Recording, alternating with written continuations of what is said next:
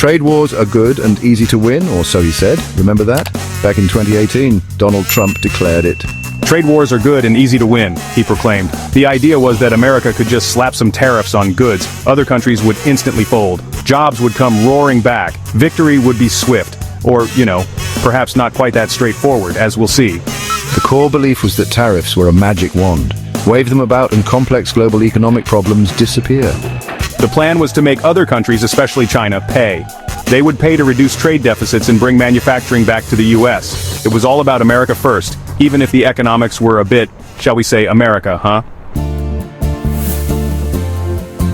Tariffs explained, or how you end up paying more for that thingamajig. So, what exactly is a tariff? It's a tax on imports.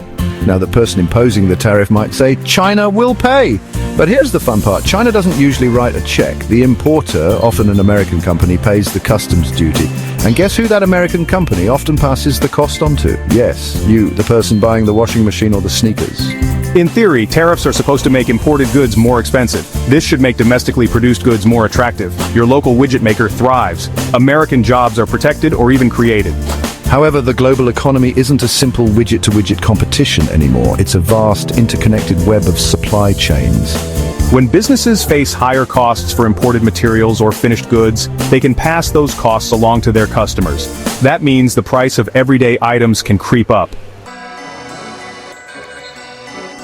The Great Tariff Rollout of 2018. Big promises, bigger questions. Cast your minds back to 2018. A simpler time, perhaps. That year, the Trump administration launched its ambitious trade war. The main target, China, of course. But others got caught in the net, too. Tariffs were slapped on steel, 25%, and aluminum, 10% from many countries. Then came a barrage of duties specifically aimed at Chinese goods. It was a bold, aggressive move designed to shake up the global trading order. The promises accompanying these tariffs were grand. We were told this would be the dawn of a new American manufacturing renaissance. Factories would reopen, jobs would flood back from overseas. China, faced with this overwhelming economic pressure, would quickly concede. They would agree to buy more American goods. They would stop alleged unfair trade practices. The massive U.S. trade deficit, especially with China, would shrink dramatically. The air was thick with optimism, at least from the White House. The international reaction, however, was less enthusiastic. Trading partners retaliated. They imposed their own tariffs on American goods. Section 4, when easy met, ouch, the real-world tariff smackdown. So, did these tariffs bring back American manufacturing jobs in a glorious wave? Well, let's look at an iconic American brand, Harley-Davidson. Faced with retaliatory tariffs from the EU on its motorcycles, what did Harley do? It announced plans to move some production overseas to avoid those tariffs. Yes, you read that right. This was hardly the Made in America resurgence that was promised. Other manufacturers also faced tough choices, squeezed by rising input costs. And what about American farmers? They were on the front lines. China, a huge market for U.S. agricultural products like soybeans, hit back hard. They slapped retaliatory tariffs on American farm goods. Suddenly, U.S. farmers found one of their biggest customers making purchases elsewhere. Soybean prices plummeted. Farm incomes took a significant hit. These were the very people the administration often claimed to be protecting. Instead, they found themselves casualties of a trade war they didn't start. The fields of Iowa and Nebraska became economic battlegrounds. The government's response to the farmers' plight was more government spending. Billions of dollars in federal aid were handed out to farmers. This was to compensate them for the losses caused by the retaliatory tariffs. So, to recap, tariffs were imposed allegedly to help America. Section 5, Ask the Experts. Spoiler, they weren't exactly cheering. It wasn't just outside observers who were skeptical. Even some of those within Trump's own circle had serious doubts. Gary Cohn, Trump's former chief economic advisor, was pretty blunt. He famously argued against the broad tariffs. Cohn stated that tariffs don't really work in the modern economy. He pointed out that the cost is ultimately borne by American consumers.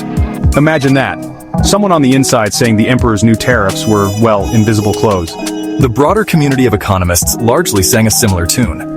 Study after study pointed to the negative consequences: higher prices for consumers as businesses passed on tariff costs. Reduced competitiveness for U.S. firms reliant on imported components. Disruptions to supply chains, creating uncertainty and inefficiency. It turns out, making things more expensive for everyone isn't a great recipe for prosperity. The impact wasn't just confined to the U.S. borders either. And here we are in June 2025, and guess what's back on the menu? More tariff talk. It's like the sequel nobody really asked for. Trump has proposed a new, sweeping 10% universal baseline tariff on all imports. Yes, a flat tax on pretty much everything that comes into the country. Experts, those killjoys with their calculators and data, have run the numbers.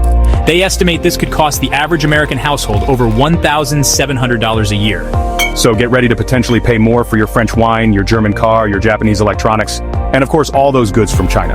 The last few months have been a whirlwind of tariff activity and legal drama. Just days ago, on May 28, 2025, a U.S. federal court blocked some of Trump's newer tariffs.